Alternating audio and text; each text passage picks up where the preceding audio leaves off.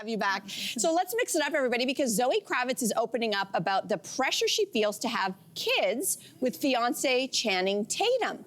So, I know. So she told Esquire magazine that there is this feeling that if you don't have kids, you don't have a purpose. So, Sasha, we're going to throw this to you. There is this pressure, whether it's internal or external or both. Is this real? It's super real. I find myself navigating this thought too, you know, especially when you are in the public eye in the way that Zoe is and your fiance looks like Channing Tatum, you know, people are very curious about that, and I know, you know, women all around the world experience this. Because you think they're practicing a lot? I mean, I hope so. We hope Because there's the external pressure, but then there's your own biological clock. As she said, you're young and you're like, oh, I don't need to think about it. And then you get to a point where you're like, oh, I guess I do need to kind of decide. And that can feel like a lot of pressure as well, too. But, yeah. I mean, ladies, if I can point out the obvious, no kids here, but have you ever had the pressure? Oh my gosh, have I had the pressure? My mom, who's watching right now, Janice, I'm talking to you. In my 20s, and I gotta be real, it was just shy of bullying. Like, in my 20s, all the time, at my door, I want grandchildren. Where are my grandchildren? What's going on? Yeah, yeah. And I'm like, Mom, I need kind of to have a guy. She's like, well, and then she would literally just start calling out the names of every guy that was in my age. She's like, what about Greg? What about Chris? What about Steve? And I'm like, is that what we're doing now? We're just throwing me to the dogs? Yeah. And it was, I had other friends who also had a lot of pressure, but I've been recently having a lot of conversations with my girlfriends who don't have kids, and I think there's a deeper conversation that perhaps Zoe is thinking about, which is like, sometimes it's not about your biological clock, but the reason why you want to have children. Because there are a lot of people who have a lot of trauma from their childhood, and they're like, do I want to pass that on to my kids? Am I going to be a good mom? And no one really talks about that. Like, yes, do we want her to have sex with Channing? Of course we do. Of course we do. But we also want her to feel really aligned with being a mother, because it is a full-time job that never stops. And no one thinks about that, even though everybody wants grandchildren.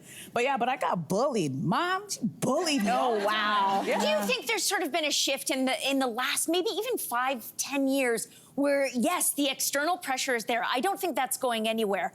But the internal pressure that individually we feel, I think it's more women, rather, are being able to turn down that volume. Yes. They're turning it down. And I wonder if that's just because they're able to see other women doing it, and those other women, like, say, your Oprahs, your Helen Mirrens, they're not spontaneously combusting into flames. If they don't do it. In fact, they're living fruitful and beautiful lives. And they're running for the presidency of the United States. Exactly. I'm glad that you brought...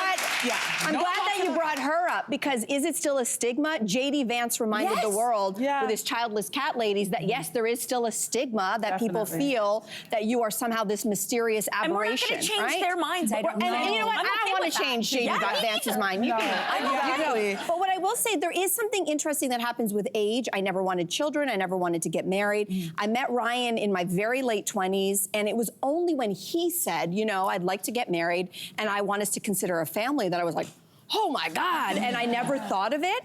And now, with the wisdom of age in my life, everything came together to be married. It took us forever to conceive our daughter. And I look back now, and I will say this, I would have done things a lot differently. What would you have done? I'd have a second or a third. You would? And I say that only knowing that I'm here. I'm 47 now. So there's only some things that kind of happen in life that you only learn and realize later.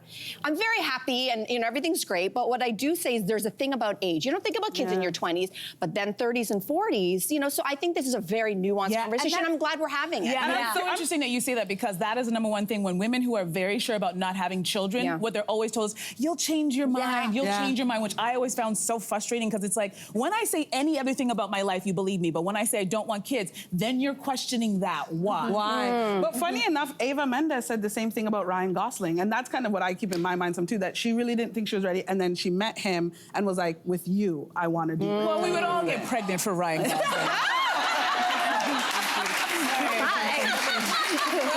That part. We would all make his baby. Come on, it's common sense.